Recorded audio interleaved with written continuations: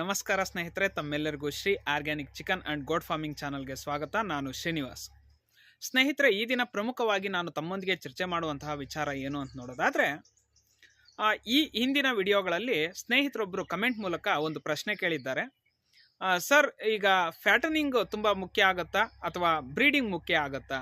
ಯಾವುದನ್ನು ನಾವು ಆಯ್ಕೆ ಮಾಡ್ಕೊಂಡು ನೋಡಿ, ಮೊದಲಿಗೆ ಕುರಿ ಅಥವಾ ಮೇಕೆಯನ್ನು ಸಾಕಾಣಿಕೆ ಮಾಡ್ತಾ ಇರೋರು ಫ್ಯಾಟನಿಂಗನ್ನು ಆಯ್ಕೆ ಮಾಡಿಕೊಂಡ್ರೆ ಮುಖ್ಯನಾ ಅಥವಾ ಬ್ರೀಡಿಂಗ್ ಅನ್ನ ಆಯ್ಕೆ ಮಾಡ್ಕೊಂಡ್ರೆ ಮುಖ್ಯನಾ ಅಂತ ಸ್ನೇಹಿತರೊಬ್ಬರು ಪ್ರಶ್ನೆಯನ್ನ ಕೇಳಿದ್ದಾರೆ ಕಮೆಂಟ್ ಮೂಲಕ. ಸೊ ಅದಕ್ಕೆ ಇವತ್ತು ವಿವರಣೆಯನ್ನ ನೀಡುವಂತಹ ಕೆಲಸನ ನಾನು ಮಾಡ್ತಾ ಇದ್ದೇನೆ.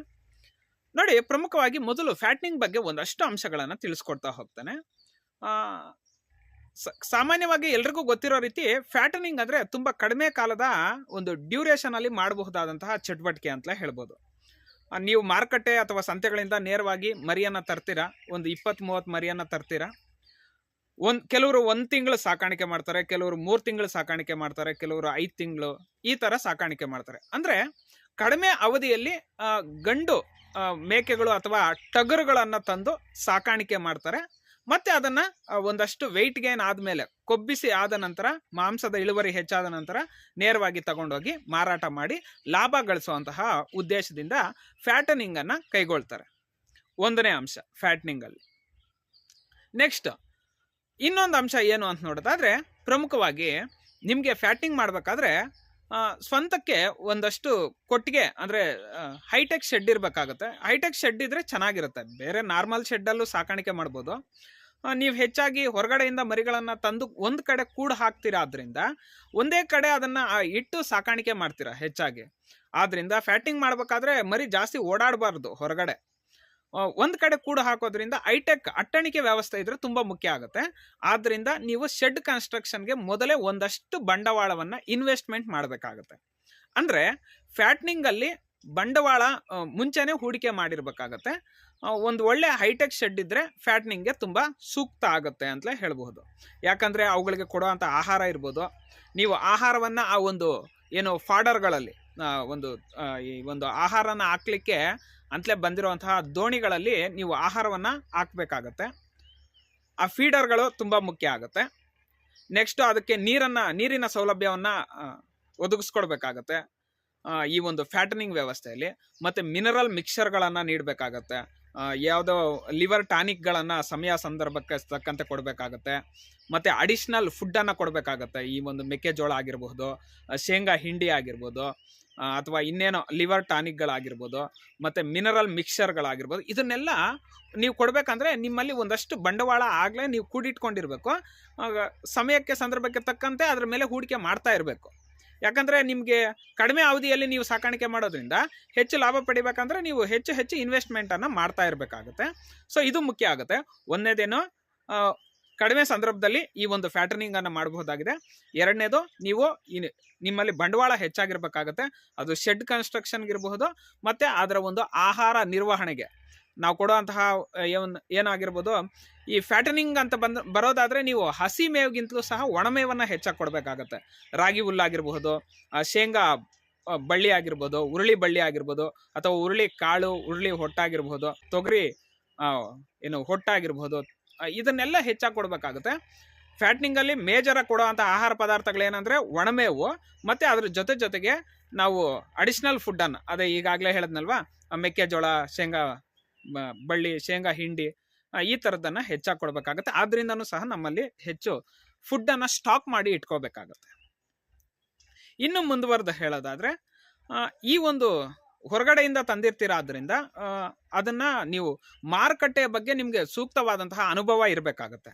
ಯಾಕಂದರೆ ಮಾರುಕಟ್ಟೆಗೆ ಪ್ರತಿ ಸಲಿನೂ 3 ತಿಂಗಳಿಗೊಂದ್ಸಲಿ ನೀವು ಮಾರುಕಟ್ಟೆಗೆ ಹೋಗಬೇಕು, ಕುರಿ ಅಥವಾ ಮೇಕೆ ತಗೊಂಬರಬೇಕು, ಇಲ್ಲಿ ಸಾಕಾಣಿಕೆ ಮಾಡಬೇಕಾದ್ರಿಂದ ಅಲ್ಲಿ ಯಾವ ರೀತಿಯಾದಂತಹ ಮರಿಯನ್ನು ನಾನು ಆಯ್ಕೆ ಮಾಡಬೇಕು ಅನ್ನೋದ್ರ ಬಗ್ಗೆ ನಿಮಗೆ ಸೂಕ್ತವಾದಂತಹ ಮಾಹಿತಿ ಇರಬೇಕಾಗತ್ತೆ. ನೆಕ್ಸ್ಟ್ ತಂದ ಮೇಲೆ ಅದನ್ನು ನೆಕ್ಸ್ಟ್ ಮಾರಾಟ ಮಾಡ್ತೀನಿ ಅನ್ನೋದಾದರೆ ಆ ಮಾರಾಟ ಮಾಡುವಾಗಲೂ ಸಹ ನಿಮಗೆ ಸೂಕ್ತವಾದಂತಹ ಜ್ಞಾನ ಅದ್ರ ಬಗ್ಗೆ ಇರಬೇಕಾಗುತ್ತೆ. ಈ ಅಂಶಗಳನ್ನು ತಲೆಯಲ್ಲಿ ಇಟ್ಕೊಂಡು ನೀವು ಫ್ಯಾಟನಿಂಗ್ಗೆ ಇಳಿಬಹುದಾಗಿದೆ. ಸೊ ಇದು ಯಾವ ಸೀಸನ್ ಇದೆ, ಹಬ್ಬ ಹರಿದಿನಗಳಿದೆಯಾ ಇಲ್ವಾ, ನನ್ನ ಮಾರುಕಟ್ಟೆಯಲ್ಲಿ ಮೇಕೆ ಅಥವಾ ಕುರಿಗಳಿಗೆ ಹೆಚ್ಚು ಬೇಡಿಕೆ ಇದೆಯಾ ಇಲ್ವಾ, ಈ ಸಿನಾರಿಯೋನ ನೀವು ಸಂದರ್ಭ ಸಮಯಕ್ಕೆ ತಕ್ಕಂತೆ ಅರ್ಥ ಮಾಡ್ಕೊಳ್ಳಿ. ಅಂದರೆ ಡೇ ಬೈ ಡೇ ಮಾರುಕಟ್ಟೆಯ ಒಂದು ಏರಿಳಿತಗಳನ್ನು ನೀವು ಗಮನದಲ್ಲಿ ಇಟ್ಕೋಬೇಕಾಗುತ್ತೆ. ಅದ್ರ ಬಗ್ಗೆ ನಿಮಗೆ ತುಂಬ ಮಾಹಿತಿ ತಿಳಿಬೇಕಾಗಿರುತ್ತೆ.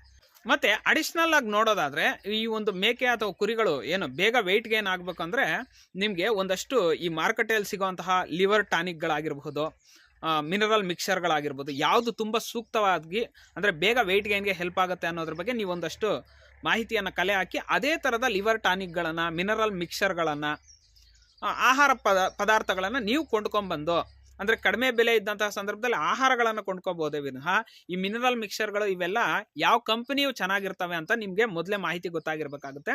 ಸೊ ಅದನ್ನು ತಿಳ್ಕೊಂಡು ನೀವು ಒಂದು ರೀತಿ ಕಮರ್ಷಿಯಲ್ ಮೈಂಡೆಡ್ ಆಗಿ ಮೇಕೆ ಕುರಿಗಳನ್ನು ಸಾಕಾಣಿಕೆ ಮಾಡಿದಂಥ ಸಂದರ್ಭದಲ್ಲಿ ಸೊ ಈ ರೀತಿಯಾದಂಥ ಅಂಶಗಳನ್ನು ನೀವು ಗಮನದಲ್ಲಿ ಇಟ್ಕೊಂಡು ಫ್ಯಾಟ್ನಿಂಗ್ ಹೋದರೆ ಒಳ್ಳೆ ಲಾಭವನ್ನು ಪಡಿಬಹುದಾಗಿದೆ. ನೆಕ್ಸ್ಟ್ ಈಗ ಬ್ರೀಡಿಂಗ್ ವಿಚಾರಕ್ಕೆ ಬರ್ತಾ ಹೋಗ್ತೀನಿ. ಇಲ್ಲ ನಾನು ಬ್ರೀಡಿಂಗನ್ನು ಸೆಲೆಕ್ಟ್ ಮಾಡ್ಕೊಳ್ತೀನಿ ಅನ್ನೋದಾದರೆ ಬ್ರೀಡಿಂಗು ನೋಡಿ, ಫ್ಯಾಟನಿಂಗ್ಗೆ ಬರೋದಾದರೆ ಫ್ಯಾಟ್ನಿಂಗ್ ಒಂದೇ ಮಾಡ್ತೀವಿ. ಬ್ರೀಡಿಂಗ್ ಸೆಕ್ಷನ್ಗೆ ಬಂದಾಗ ನಾವು ಬ್ರೀಡಿಂಗು ಮಾಡ್ತೀವಿ, ಬ್ರೀಡಿಂಗ್ ಜೊತೆಗೆ ಫ್ಯಾಟನಿಂಗು ಮಾಡ್ತಾ ಇರ್ತೀವಿ. ಯಾಕಂದರೆ ಈಗ ಒಂದು ಹೆಣ್ಣು ಮೇಕೆ, ಒಂದಷ್ಟು ಹೆಣ್ಣು ಮೇಕೆಗಳನ್ನು ತೊಗೊಂಬರ್ತೀನಿ, ಅದ್ರ ಜೊತೆಗೆ ಒಂದು ಗಂಡು ಮೇಕೆಯನ್ನು ಹಾಕ್ತೀನಿ ಅಥವಾ ಒಂದಷ್ಟು ಗಂಡು ಮೇಕೆಗಳನ್ನು ತೊಗೊಂಬರ್ತೀನಿ. ಇವೆರಡನ್ನೂ ಸಹ ಏನೋ ಕ್ರಾಸಿಂಗ್ ಮಾಡಿಸಿ ನಾನು ಮರಿ ಮಾಡಿಸೋವಂಥ ಪ್ರಕ್ರಿಯೆಯಲ್ಲಿ ತೊಡ್ಕೊಂಡಾದ್ಮೇಲೆ ನೋಡಿ, ಮೇಕೆ ಗರ್ಭ ಧರಿಸಿದ ಮೇಲೆ ಅದನ್ನು ಆ ಗರ್ಭ ಧರಿಸಿದ ಮೇಕೆಯನ್ನು ಯಾವ ರೀತಿ ನಾನು ಸಾಕಾಣಿಕೆ ಮಾಡಬೇಕು ಅನ್ನೋದ್ರ ಬಗ್ಗೆ ನಿಮಗೆ ಮಾಹಿತಿ ಇರಬೇಕಾಗತ್ತೆ. ಅದಾದ ನಂತರ ಆ ಗರ್ಭ ಧರಿಸಿದಂಥ ಸಂದರ್ಭದಲ್ಲಿ ಬ್ರುಸಾಲಿಸಿಸ್ ಅನ್ನೋ ಕಾಯಿಲೆಗೆ ತುತ್ತಾಗುವಂಥ ಚಾನ್ಸಸ್ ಇರುತ್ತೆ. ಆವಾಗ ಕಂದು ಹಾಕ್ಕೊಳ್ಳೋ ಸಾಧ್ಯತೆಗಳು ಹೆಚ್ಚಾಗಿರುತ್ತೆ. ನಾವು ಈ ಒಂದು ಗರ್ಭಿಣಿ ಸ್ತ್ರೀಯರಿಗೆ ಯಾವ ರೀತಿ ಆಹಾರವನ್ನು ಕೊಡ್ತೀವೋ ಅದೇ ರೀತಿ ಗರ್ಭ ಧರಿಸಿದ ಮೇಕೆಗಳಿಗೂ ಸಹ ಈ ಒಂದು ಬೇರೆ ಮೇಕೆಗಳು ಕೊಟ್ಟಂತೆ ಅವುಗಳಿಗೆ ಆಹಾರ ಕೊಡೋಕ್ಕಾಗಲ್ಲ. ಅವುಗಳಿಗೆ ಆದಂಥ ಸೂಕ್ತವಾದಂತಹ ಆಹಾರವನ್ನು, ಮಿನರಲ್ಸನ್ನು ನಾವು ಬೇರೆ ಬೇರೆ ಅಡಿಷ್ನಲ್ ಫುಡ್ಗಳನ್ನು ಕೊಡಬೇಕಾಗುತ್ತೆ. ಅದಾದ ಮೇಲೆ ಮರಿ ಹಾಕದಂಥ ಸಂದರ್ಭದಲ್ಲಿ ಮನೆಯಲ್ಲಿ ಬಾಣಂತಿಯರನ್ನು ಅಥವಾ ತಾಯಿಯನ್ನು ಏನು ಡೆಲಿವರಿ ಆಗಿರೋ ತಾಯಿಯನ್ನು ಯಾವ ರೀತಿ ಟ್ರೀಟ್ ಮಾಡ್ತೀವೋ ಅದೇ ರೀತಿ ಆ ಮೇಕೆಯನ್ನು ಸಹ ಟ್ರೀಟ್ ಮಾಡಬೇಕಾಗತ್ತೆ. ಯಾಕಂದರೆ ಇಲ್ಲಿ ಆ ಮರಿ ಪೌಷ್ಟಿಕಯುಕ್ತವಾಗಿ ಬೆಳಿಬೇಕಂದ್ರೆ ತಾಯಿಗೆ ಪುಷ್ಟೀಕರಣ ಸಿಗುವಂಥ ಆಹಾರಗಳನ್ನೇ ನಾವು ಕೊಡಬೇಕಾಗತ್ತೆ. ಮತ್ತು ಆ ಮರಿಗಳು ಮಣ್ಣು ತಿನ್ನದಂತೆ ಅಥವಾ ಅವುಗಳಿಗೆ ಇನ್ಯಾವುದೇ ರೀತಿಯಾದಂಥ ಸಣ್ಣ ವಯಸ್ಸಿನಲ್ಲಿ ಕಾಯಿಲೆಗಳು ಬರದಂತೆ, ಟಿ ಧನುರ್ವಾಯು, ಬೇರೆ ಬೇರೆ ಕಾಯಿಲೆಗಳೆಲ್ಲ ಬರುತ್ತೆ ಸಣ್ಣ ಮರಿಗಳಿಗೆ, ಅವುಗಳ ಇಂಜೆಕ್ಷನ್ಗಳನ್ನು ಹಾಕ್ಸೋದು ನೀವು ಗಮನದಲ್ಲಿ ಇಟ್ಕೋಬೇಕಾಗುತ್ತೆ. ಅದೇ ಸಂದರ್ಭದಲ್ಲಿ ತಾಯಿಯನ್ನು ಸಹ ಕ್ಲೀನಾಗಿ ನೋಡ್ಕೋಬೇಕಾಗುತ್ತೆ. ಇನ್ನೊಂದು, ನೀವು ಫ್ಯಾಟನಿಂಗ್ ಬಿಟ್ಟು ಬ್ರೀಡಿಂಗ್ ಸೆಕ್ಷನ್ಗೆ ಬಂದಿದ್ದೀರಂದರೆ ನಿಮಗೆ ತಾಳ್ಮೆ ತುಂಬ ಮುಖ್ಯ ಆಗುತ್ತೆ. ತಾಳ್ಮೆ ಸಹನೆ ಇದ್ದರೆ ಮಾತ್ರ ಬ್ರೀಡಿಂಗ್ ಕಡೆ ಬನ್ನಿ. ನೀವೊಂದು ಕಡೆ ಕೂಡು ಹಾಕಿ ಮೇಕೆಗಳನ್ನು ಬ್ರೀಡಿಂಗ್ ಮಾಡಿಸ್ತಾ ಇದ್ದೀನಿ ಅಂತ ಹೇಳೋದಾದರೆ ಸುಮಾರು ಹೊಸದಾಗಿ ಮೇಕೆಗಳು ತಂದಂಥ ಸಂದರ್ಭದಲ್ಲಿ ನಿಮ್ಮ ಲಾಭ ಗಳಿಸ್ಬೇಕಾದ್ರೆ ಹೆಚ್ಚು ಕಡಿಮೆ ಒಂದು 2 ರಿಂದ 2.5 ವರ್ಷ ಸಮಯಾವಕಾಶ ಇಡಿಸುತ್ತೆ. ಒಂದು 2-3 ಸೂಲು ಮೇಕೆಗಳು ಮರಿ ಹಾಕಬೇಕು, ಅವು ದೊಡ್ಡದಾಗಬೇಕು. ಅದಾದಮೇಲೆ ಅವುಗಳನ್ನು ಆ ಒಂದು ಗಂಡು ಮೇಕೆಗಳನ್ನು ಅಥವಾ ಟಗರುಗಳನ್ನು ನೀವು ವಿಂಗಡಿಸ್ಕೊಂಡು ಅವುಗಳನ್ನು ಮತ್ತೆ ನೀವು ಫ್ಯಾಟ್ನಿಂಗ್ ಮಾಡಬೇಕು. ಅವುಗಳನ್ನು ಮಾರಾಟ ಮಾಡಿದಂಥ ಸಂದರ್ಭದಲ್ಲಿ ಲಾಭ ಬರುತ್ತೆ. ಮತ್ತು ನೀವು ಹಾಕಿರುವಂತಹ ಮರಿಗಳಿಗೆ ಯಾರಾದರೂ ಬಂದು ಹೆಚ್ಚು ಹಣ ಕೊಟ್ಟು ತಗೊಂಡು, ಈಗ ಒಂದು ಮರಿಗೆ ಒಂದು 4 ತಿಂಗಳು 3 ತಿಂಗಳು ಆಯ್ತು ಅನ್ಕೊಳ್ಳಿ, 4 ತಿಂಗಳಲ್ಲಿ ಯಾರೋ ಫ್ಯಾಟ್ನಿಂಗ್ ಮಾಡೋರು ಬರ್ತಾರೆ, ತಗೊಂಡು ಹೋಗ್ತಾರೆ. ಸೊ ಅಲ್ಲಿವರೆಗೂ ಕಾಯುವಂತಹ ತಾಳ್ಮೆ ನಿಮ್ಮಲ್ಲಿದ್ದರೆ ಮಾತ್ರ ಬ್ರೀಡಿಂಗ್ ಸೆಷನ್ಗೆ ಬರಬೇಕಾಗುತ್ತೆ. ಮತ್ತು ಈ ಒಂದು ಬ್ರೀಡಿಂಗ್ ವ್ಯವಸ್ಥೆಯಲ್ಲಿ ಅಂದರೆ ಮರಿ ಮಾಡಿಸಿ ಮಾರಾಟ ಮಾಡುವಂಥ ವ್ಯವಸ್ಥೆಯಲ್ಲಿ ಕಾಯಿಲೆಗಳು ಬರುವಂಥ ಸಾಧ್ಯತೆ ಹೆಚ್ಚಾಗಿರುತ್ತೆ. ಈಗಾಗಲೇ ಕಾಯಿಲೆಗಳ ಬಗ್ಗೆ ಹೇಳಿದ್ದೀನಿ. ET ಎಂಡ್ರೋಟಾಕ್ಸಿಮಿಯಾ ಅಂತ ಕರಿತೀವಿ, PPR ಕಾಯಿಲೆ ಆಗಿರ್ಬೋದು, HS ಆಗಿರ್ಬೋದು, ಬ್ಲೂ ಟಂಗ್ ಆಗಿರಬಹುದು, ಮತ್ತು ಗೋಟ್ ಫಾಕ್ಸ್ ಆಗಿರ್ಬೋದು, ಶೀಪ್ ಫಾಕ್ಸ್ ಆಗಿರಬಹುದು, ನೀಲಿ ನಾಲ್ಗೆ ಕಾಯಿಲೆ ಅಂತ ಒಂದು ಬರುತ್ತೆ, ಏನು ಬ್ಲೂ ಟಂಗ್ ಅಂತ ಕರಿತೀವಿ ಅದನ್ನು. ಆ ರೀತಿಯಾದಂತಹ ಕಾಯಿಲೆಗಳಿರ್ಬೋದು. ಮೇಕೆಗಳಿಗೆ, ಕುರಿಗಳಿಗೆ ಆಗಾಗ ಜ್ವರ ಬರುತ್ತೆ, ನೆಗಡಿ ಬರುತ್ತೆ, ಕೆಮ್ಮು ಬರುತ್ತೆ, ಮೈಯೆಲ್ಲ ಹುಣ್ಣಾಗುವಂಥ ಸಾಧ್ಯತೆಗಳಿರುತ್ತೆ. ಸೊ ಇದೆಲ್ಲ ಕಾಯಿಲೆಗಳು ಸಹ ಮೇಕೆ ಕುರಿಗಳಿಗೆ ಬರ್ತಾ ಇರುತ್ತೆ. ನೀವು ಬ್ರೀಡಿಂಗ್ ಸೆಷನ್ ಆಯ್ಕೆ ಮಾಡ್ಕೊಂಡಿದ್ದರಿಂದ ವರ್ಷ ಪೂರ್ತಿ ನೀವು ಸಾಕಾಣಿಕೆ ಮಾಡ್ತಾ ಇರ್ತೀರ ನಿಮ್ಮ ಶೆಡ್ಡಲ್ಲಿ. ಆದ್ದರಿಂದ ಅದ್ರ ಬಗ್ಗೆ ಸಂಪೂರ್ಣವಾದಂತಹ ಮಾಹಿತಿ ನಿಮಗೆ ಇರಬೇಕಾಗುತ್ತೆ. ಇಲ್ಲಿ ನಾನು ಏನು ಹೇಳೋಕ್ಕೆ ಇಷ್ಟಪಡ್ತೀನಿ ಅಂದರೆ, ಬ್ರೀಡಿಂಗ್ ಅಂದರೆ 2 ಕೆಲಸ. ಬ್ರೀಡಿಂಗು ಮಾಡಬೇಕು, ಫ್ಯಾಟನಿಂಗ್ ಮಾಡಬೇಕು. ಫ್ಯಾಟನಿಂಗ್ ಅಂದರೆ ಒಂದೇ ಕೆಲಸ, ನೀವು ತಗೊಂಬರ್ತೀರಿ, ನಿಮ್ಮ ಒಂದು ಕುರಿ ಅಥವಾ ಮೇಕೆಯನ್ನು ಹೆಚ್ಚು ಕೊಬ್ಬಿಸ್ತೀರಿ, ವೆಯ್ಟ್ ಗೇನ್ ಆದಮೇಲೆ ಮಾರಾಟ ಮಾಡಿಬಿಡ್ತೀರಿ. ಇಲ್ಲಿ ಹಾಗಲ್ಲ, ಸಂಪೂರ್ಣ ಜವಾಬ್ದಾರಿ ನಿಮ್ಮ ಮೇಲೆ ಇರುತ್ತೆ. ತುಂಬ ತಾಳ್ಮೆಯಿಂದ ನೀವು ಹ್ಯಾಂಡಲ್ ಮಾಡಬೇಕಾಗತ್ತೆ. ಅದಾದ ನಂತರ ಶೆಡ್ಡನ್ನು ಎಷ್ಟು ಕ್ಲೀನಾಗಿ ಇಟ್ಕೋಬೇಕು ಅನ್ನೋದ್ರ ಬಗ್ಗೆ ತುಂಬ ಅರಿವಿರಬೇಕಾಗತ್ತೆ. ಕಾಲಮಾನಗಳಿಗೆ ತಕ್ಕಂತೆ, ಅದೇ ಋತುಗಳು, ಈ ಹಿಂದೆ ಈ ವಿಡಿಯೋದಲ್ಲೇ ಹೇಳ್ದಂಗೆ ಋತುಗಳಿಗೆ ತಕ್ಕಂತೆ ಯಾವ ಕಾಲದಲ್ಲಿ ಹೆಚ್ಚು ಕುರಿ ಅಥವಾ ಮೇಕೆಗಳನ್ನ ಇಟ್ಕೋಬೇಕು, ಯಾವ ಕಾಲದಲ್ಲಿ ಕಡಿಮೆ ಕುರಿ ಅಥವಾ ಮೇಕೆಗಳನ್ನು ಇಟ್ಕೋಬೇಕು ಅನ್ನೋಂಥ ಅರಿವು ನಿಮ್ಗೆ ಇರಬೇಕಾಗತ್ತೆ. ಮತ್ತೆ ಲೇಬರ್ಸ್ ಅಂದ್ರೆ ಈ ಕೆಲಸದ ಆಳುಗಳನ್ನ ಯಾವ ಸಂದರ್ಭದಲ್ಲಿ ಇಟ್ಕೋಬೇಕು ಇದ್ರ ಬಗ್ಗೆ ಮಾಹಿತಿಯನ್ನು ಪಡ್ಕೋಬೇಕಾಗತ್ತೆ. ಯಾವ ಸಂದರ್ಭದಲ್ಲಿ ನಾವು ಹಸಿ ಮೇವು, ಬ್ರೀಡಿಂಗ್ ಅಲ್ಲಿ ಹಸಿ ಮೇವು ತುಂಬಾ ಮುಖ್ಯ ಆಗುತ್ತೆ. ಈ ತಾಯಿ ಮೇಕೆಗಳು ಹೆಚ್ಚಾಗಿ ಹಾಲು ಕೊಡ್ಬೇಕಾದ್ರೆ ಹಸಿ ಮೇವನ್ನ ಹೆಚ್ಚಾಗಿ ನೀಡಬೇಕಾಗತ್ತೆ. ಸೊ ಆದ್ರಿಂದ ಆ ಹಸಿ ಮೇವನ್ನ ಬೆಳೆಸ್ಕೊಳ್ಳೋದ್ರ ಬಗ್ಗೆ ನಿಮ್ಗೆ ಮಾಹಿತಿ ಇರಬೇಕಾಗತ್ತೆ. ಯಾವ ರೀತಿಯಾದಂಥ ಮೇವಲ್ಲಿ ಹೆಚ್ಚು ಪೌಷ್ಟಿಕತೆ, ಈ ಒಂದು ಏನು ಆರೋಗ್ಯಯುತ ಅಂಶಗಳು ಹೆಚ್ಚಾಗಿದ್ದಾವೆ, ಪ್ರಮುಖವಾಗಿ ಯಾವ ರೀತಿಯಾದಂತಹ ಆಹಾರಗಳಲ್ಲಿ ನಾವು ಯಾವ ರೀತಿಯಾದಂತಹ ಪೋಷಕಾಂಶಗಳನ್ನು ನೋಡ್ತೀವಿ ಅನ್ನೋದು ಸಹ ತುಂಬಾ ಮುಖ್ಯ ಆಗುತ್ತೆ. ಆ ರೀತಿಯಾದಂತಹ ಎಲ್ಲ ಹಸಿ ಮೇವುಗಳನ್ನ ನೀವು ಬೆಳೆಸ್ಕೋಬೇಕಾಗತ್ತೆ. ಅದ್ರ ಜೊತೆಗೆ ಇನ್ನೊಂದು ಕಡೆ ಗಂಡು ಮೇಕೆಗಳು ಅಥವಾ ಟಗರುಗಳು ದೊಡ್ಡವಾಗ್ತಾ ಇರ್ತವೆ, ಅವುಗಳನ್ನ ಫ್ಯಾಟ್ನಿಂಗ್ ಮಾಡಬೇಕು. ಅದಕ್ಕೆ ಸಪ್ರೇಟ್ ಆದಂತಹ ಒಂದು ಕೊಟ್ಟಿಗೆಯನ್ನ ನಿರ್ಮಾಣ ಮಾಡಬೇಕಾಗತ್ತೆ. ಅವುಗಳನ್ನ ಸಪ್ರೇಟ್ ಆಗಿ ಹ್ಯಾಂಡಲ್ ಮಾಡಬೇಕಾಗತ್ತೆ. ಅಡಲ್ಟ್ಸ್ ಅಂದ್ರೆ ಈಗ ಏನು ಪೊಟ್ಲಿಗಳು ಅಂತ ಕರಿತೀವಿ, ಆ ರೀತಿಯಾದಂತಹ ಕುರಿಗಳನ್ನ ಅಥವಾ ಮೇಕೆಗಳನ್ನ ಯಾವ ರೀತಿ ಹ್ಯಾಂಡಲ್ ಮಾಡಬೇಕು ಗೊತ್ತಾಗಬೇಕಾಗತ್ತೆ. ತಾಯಿ ಕುರಿಗಳು ಅಥವಾ ತಾಯಿ ಮೇಕೆಗಳನ್ನ ಬೇರೆ ಕಡೆ ಇರಿಸಿ ಅವುಗಳನ್ನ ಕ್ಲೀನ್ ಆಗಿ ಟೇಕ್ ಕೇರ್ ಮಾಡಬೇಕಾಗತ್ತೆ. ಈ ತರ ಬೇರೆ ಕಂಪಾರ್ಟ್ಮೆಂಟ್ಗಳನ್ನ ನಿರ್ಮಾಣ ಮಾಡಿಕೊಂಡು ಸಾಕಾಣಿಕೆ ಮಾಡಿದಾಗ ಬ್ರೀಡಿಂಗ್ ಸಕ್ಸಸ್ಫುಲ್ ಆಗುತ್ತೆ. ಅದರ್ವೈಸ್ ನಾವು ಕಂಪ್ಲೀಟ್ಲಿ ಫೇಲ್ಯೂರ್ ಆಗ್ಬಿಡ್ತೀವಿ. ಸೊ ಈ ಎಲ್ಲ ಮಾಹಿತಿಗಳು ನಿಮ್ಗೆ ಇರಬೇಕಾಗತ್ತೆ. ಈ ಎಲ್ಲ ಮಾಹಿತಿಗಳು ನಿಮಗೆ ಆದಂತ ಸಂದರ್ಭದಲ್ಲಿ ಫ್ಯಾಟ್ನಿಂಗ್ ಗಿಂತಲೂ ಸಹ ಬ್ರೀಡಿಂಗ್ ಅಲ್ಲಿ ಹೆಚ್ಚು ಲಾಭಗಳನ್ನ ಗಳಿಸಬಹುದಾಗಿದೆ. ಇನ್ನೊಂದು ಪ್ರಮುಖವಾಗಿ ಈ ಬ್ರೀಡಿಂಗ್ ಅಂದ್ರೇನೆ ಈ ರೋಗಗಳ ಜೊತೆ ನಾವು ಹೋರಾಟ ಮಾಡೋದು, ಅಂದ್ರೆ ಕುರಿ ಅಥವಾ ಮೇಕೆಗಳಿಗೆ ಬರುವಂತಹ ರೋಗಗಳ ಜೊತೆ. ಆದ್ರಿಂದ ನೀವು ಬ್ರೀಡಿಂಗ್ ಸೆಷನ್ ಆಯ್ಕೆ ಮಾಡ್ಕೊಂಡಿದ್ದೀರಿ ಅಂದ್ರೆ ನಿಮ್ಮ ಹತ್ತಿರದ ಪಶು ವೈದ್ಯಾಧಿಕಾರಿಗಳೊಡನೆ ತುಂಬಾ ಸೂಕ್ತವಾದಂತಹ ಒಡಂಬಡಿಕೆ ಅಂದ್ರೆ ಒಳ್ಳೆ ಒಡನಾಟ ಇಟ್ಕೊಳ್ಳೋದು ಬೆಸ್ಟ್. ಅಂದ್ರೆ ಅವರ ಸಲಹೆಗಳನ್ನ ಪಡಿತಾ ಇರೋದು, ಆಗಾಗ ಅವುಗಳಿಗೆ ಟ್ರೀಟ್ಮೆಂಟ್ ಕೊಡ್ಸೋದು ತುಂಬಾ ಮುಖ್ಯ ಆಗತ್ತೆ. ಸೊ ಇದೆಲ್ಲ ಅಂಶಗಳನ್ನ ನೋಡಿ, ಕುರಿ ಮೇಕೆಗಳಿಗೆ ಈ ಹಿಂದೆನೆ ಕಮೆಂಟ್ ಅಲ್ಲಿ ಒಬ್ರು ತಿಳಿಸ್ಕೊಟ್ಟಿದ್ದಾರೆ, ಸರ್ ಉಣ್ಣೆ, ಹೇನು, ಚಿಗಟೆ ಈ ತರದ ಸಮಸ್ಯೆಗಳಿದಾವೆ, ಯಾವ ರೀತಿ ಬಗೆಹರಿಸಬೇಕು ಅಂತ. ಪ್ರಮುಖವಾಗಿ ನೋಡಿ, ಐವರ್ ಮೆಕ್ಟಿನ್ ಅನ್ನುವಂತ ಒಂದು ಇಂಜೆಕ್ಷನ್ ಬರುತ್ತೆ. ಆ ಇಂಜೆಕ್ಷನ್ ಅನ್ನ ನೀವು ಡಾಕ್ಟರ್ನ ಕರ್ಕೊಂಬಂದು ಹಾಕ್ಸಿದಂತ ಸಂದರ್ಭದಲ್ಲಿ ಈ ಯಾವುದೇ ರೀತಿಯಾದಂತಹ ಹೇನುಗಳಾಗ್ಲಿ, ಚಿಗಟೆಗಳಾಗ್ಲಿ, ಉಣ್ಣೆಗಳಾಗ್ಲಿ ಬೀಳೋದಿಲ್ಲ. ಅವುಗಳಿಂದ ನಾವು ನಮ್ಮ ಕುರಿ ಮೇಕೆಗಳನ್ನ ಪಾರ್ ಮಾಡಬಹುದಾಗಿದೆ. ಈವನ್ ಹಸುಗಳಿಗೂ ಹಾಕಿಸ್ತಾರೆ. ಸೊ ಆ ರೀತಿಯಾದಂತಹ ಏನು ಇಂಜೆಕ್ಷನ್ ಅನ್ನ ಐವರ್ ಮೆಕ್ಟಿನ್ ಅಂತ ಅದರ ಹೆಸರು. ಆ ಇಂಜೆಕ್ಷನ್ ಅನ್ನ ಹಾಕ್ಸಿದ್ರೆ ನೀವು ನಿಮ್ಮ ಕುರಿ ಅಥವಾ ಮೇಕೆಗಳಿಗೆ ಯಾವುದೇ ರೀತಿಯಾದಂತಹ ಈ ಉಣ್ಣೆ, ಚಿಗಟೆಗಳು ಬರದಂತೆ ನೋಡ್ಕೋಬಹುದಾಗಿದೆ. ಅದಷ್ಟೇ ಅಲ್ಲ, ನೀವು ಬ್ರೀಡಿಂಗ್ ನ ಸೆಲೆಕ್ಟ್ ಮಾಡ್ಕೊಳ್ತಾ ಇದೀವಿ ಅಂದ್ರೆ ಈ ಒಂದು ಜಂತು ಹುಳದ ಔಷಧಿಯನ್ನ ಯಾವ ರೀತಿ ಹಾಕಬೇಕು ಅನ್ನೋದ್ರ ಬಗ್ಗೆ ಸಂಪೂರ್ಣ ಮಾಹಿತಿಯನ್ನ ಹೊಂದಿರಬೇಕಾಗತ್ತೆ. ಏನೋ ಹೊಟ್ಟೆಯಲ್ಲಿ ಬೇರೆ ರೀತಿಯಾದಂತಹ ಸುರುಳಿ ಆಕಾರದ ಜಂತುಗಳಾಗಿರ್ಬೋದು, ಲಾಡಿ ಹುಳುಗಳಾಗಿರ್ಬೋದು, ಈ ತರ ಬೇರೆ ರೀತಿಯಾದಂತಹ ಜಂತುಗಳು ನಮ್ಮ ಒಂದು ಮೇಕೆ ಕುರಿಗಳಲ್ಲಿ ಕಂಡು ಬರುವಂತಹ ಸಾಧ್ಯತೆಗಳು ಹೆಚ್ಚಾಗಿರ್ತವೆ ಬ್ರೀಡಿಂಗ್ ಸೆಷನ್ ಅಲ್ಲಿ. ಆದ್ರಿಂದ ಕಾಲಕ್ಕೆ ಆ ಒಂದು ಜಂತು ಹುಳದ ಔಷಧಿ ಹಾಕ್ಸೋದು ತುಂಬಾ ಮುಖ್ಯ ಆಗುತ್ತೆ. ತುಂಬಾ ರೀತಿಯಾದಂತಹ ಬೇರೆ ಕಂಪನಿಯ ಜಂತು ಹುಳದ ಔಷಧಿಗಳನ್ನ ನಾವು ನೋಡಬಹುದಾಗಿದೆ.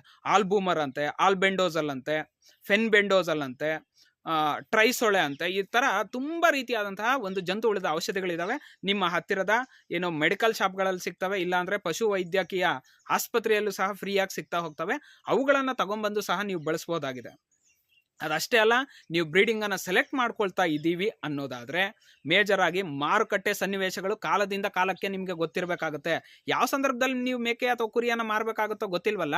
ಆದ್ರಿಂದ ಮರಿಯನ್ನ ಮಾರಾಟ ಮಾಡಿದ್ರೆ ಹೆಚ್ಚು ಲಾಭ ಬರುತ್ತಾ, ಅಥವಾ ದೊಡ್ಡದಾದಂತಹ ಮೇಕೆ ಕುರಿಗಳನ್ನ ಮಾರಾಟ ಮಾಡಿದ್ರೆ ಹೆಚ್ಚು ಲಾಭ ಬರುತ್ತಾ, ಯಾವ ಸಂದರ್ಭದಲ್ಲಿ ಮಾರಾಟ ಮಾಡಬೇಕು, ಇದೆಲ್ಲದರ ಮಾಹಿತಿ ಗೊತ್ತಿರಬೇಕಾಗುತ್ತೆ.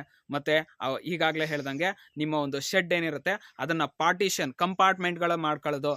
ಸಣ್ಣ ಮರಿಗಳಿಗೆ ಒಂದು ಕಂಪಾರ್ಟ್ಮೆಂಟು, ಗರ್ಭಿಣಿ ಮೇಕೆಗಳಿಗೆ, ತಾಯಿ ಮೇಕೆಗಳಿಗೆ, ಮತ್ತೆ ವಾತಗಳು ಅಂದ್ರೆ ಗಂಡು ಮೇಕೆಗಳಿಗೆ, ಈ ತರ ಬೇರೆ ರೀತಿಯಾದಂತಹ ಜೀವಿಗಳಿಗೆ ತಕ್ಕಂತೆ ಕಂಪಾರ್ಟ್ಮೆಂಟ್ಗಳನ್ನ ಮಾಡ್ಕೊಂಡಂತ ಸಂದರ್ಭದಲ್ಲಿ ಮೇಕೆಗಳು ಗುದ್ದಾಡ್ಕೊಳ್ಳುವಂತಹ ಪ್ರಮಾಣ ಆಗಿರ್ಬೋದು, ಕಂದು ಹಾಕುವಂತ ಪ್ರಮಾಣ ಆಗಿರ್ಬೋದು, ಇವೆಲ್ಲವೂ ಸಹ ಕಮ್ಮಿ ಆಗ್ತಾ ಹೋಗುತ್ತೆ. ಸೊ ಇದೆಲ್ಲ ಮಾಹಿತಿಗಳನ್ನು ನೀವು ತಲೆಯಲ್ಲಿ ಇಟ್ಕೊಂಡ್ರೆ ಕುರಿ ಅಥವಾ ಮೇಕೆ ಸಾಕಾಣಿಕೆಯ ಬ್ರೀಡಿಂಗ್ ಅಲ್ಲೂ ಸಹ ಹೆಚ್ಚು ಲಾಭಗಳನ್ನ, ಅಂದ್ರೆ ಫ್ಯಾಟನಿಂಗ್ ಹೋಲಿಸ್ಕೊಂಡ್ರೆ ಇದರಲ್ಲೇ ಹೆಚ್ಚು ಲಾಭಗಳನ್ನ ಪಡಿಬಹುದಾಗಿದೆ. ಯಾಮಾರಿದ್ರೆ ಇದರಲ್ಲೇ ಹೆಚ್ಚು ನಷ್ಟಗಳು ಆಗ್ತವೆ. ಆದ್ರಿಂದ ನೀವೇನಾದ್ರೂ ಅದ್ರ ಬಗ್ಗೆ ಹೆಚ್ಚು ಮಾಹಿತಿ ತಿಳ್ಕೊಂಡು ಅನುಭವವನ್ನು ಪಡೆದು ನೀವು ಈ ಫೀಲ್ಡ್ಗೆ ಇಳಿದ್ರೆ ಬ್ರೀಡಿಂಗು ಸಹ ಉತ್ತಮವಾದಂತಹ ಆದಾಯವನ್ನು ಕೊಡುತ್ತೆ ಅಂತ ಹೇಳ್ತಾ, ಸೊ ಇವತ್ತಿನ ಮಾಹಿತಿ ಈ ಒಂದು ಫ್ಯಾಟನಿಂಗ್ ಮತ್ತೆ ಬ್ರೀಡಿಂಗ್ ನ ನಡುವಿನ ವ್ಯತ್ಯಾಸಗಳು, ಇವುಗಳ ಎರಡರ ಬಗ್ಗೆ ಸೂಕ್ತವಾದಂತಹ ಮಾಹಿತಿ ಕೊಟ್ಟಿದ್ದೀನಿ ಅಂತ ಭಾವಿಸ್ಕೊಳ್ತೀನಿ. ಇದನ್ನು ಮೀರಿ ತಮಗೇನಾದ್ರೂ ಒಂದಷ್ಟು ಅಂಶಗಳು ಗೊತ್ತಿದ್ರೆ ತಮ್ಮ ಸಲಹೆಗಳನ್ನು ಸಹ ಕಮೆಂಟ್ ಬಾಕ್ಸ್ ನಲ್ಲಿ ತಿಳಿಸ್ಕೊಡ್ಬಹುದಾಗಿದೆ. ನಿಮ್ಮ ಸಲಹೆಗಳಿಗೆ ನಾವು ಸದಾ ಕಾಯ್ತಾ ಇರ್ತೇವೆ. ಕಮೆಂಟ್ ಮೂಲಕ ತಿಳಿಸ್ಕೊಡಿ. ನಿಮ್ಗೆ ಯಾವುದೇ ಪ್ರಶ್ನೆಗಳಿದ್ರೂ ಸಹ ನಮ್ಮ ಒಂದು ಕಮೆಂಟ್ ಸೆಕ್ಷನಲ್ಲಿ ತಿಳಿಸ್ಕೊಡಿ. ಅದನ್ನು ನಾವು ಮತ್ತೊಂದು ವಿಡಿಯೋದಲ್ಲಿ ಅದಕ್ಕೆ ಸೂಕ್ತವಾದಂಥ ಮಾಹಿತಿಯನ್ನು ಕೊಡುವಂಥ ಪ್ರಯತ್ನವನ್ನು ಮಾಡ್ತೇವೆ ಅಂತ ಹೇಳ್ತಾ, ಸೊ ಇದಿಷ್ಟು ಇವತ್ತಿನ ಮಾಹಿತಿಯಾಗಿದ್ದು, ಈ ಎಲ್ಲ ಮಾಹಿತಿಗಳು ತಮಗೆ ಉಪಯುಕ್ತ ಆಗಿರುತ್ತೆ ಅಂತ ಭಾವಿಸ್ಕೊಳ್ತಾ, ಈ ಮಾಹಿತಿ ತಮಗೆ ಉಪಯುಕ್ತ ಎನಿಸಿದಲ್ಲಿ ನಮ್ಮ Shri organic chicken and goat farming ಚಾನಲನ್ನು ಒಂದು ಲೈಕ್ ಮಾಡಿ, ಅದೇ ರೀತಿ ತಮ್ಮೆಲ್ಲ ಸ್ನೇಹಿತರಿಗೂ ಶೇರ್ ಮಾಡಿ, ಸಬ್ಸ್ಕ್ರೈಬ್ ಮಾಡಿ ಅಂತ ಕೇಳ್ಕೊಳ್ತಾ ಇಲ್ಲಿಗೆ ಈ ಒಂದು ವಿಡಿಯೋವನ್ನು ಮುಗಿಸ್ತಾ ಇದ್ದೇನೆ. ನಮಸ್ಕಾರಗಳು, ಧನ್ಯವಾದ.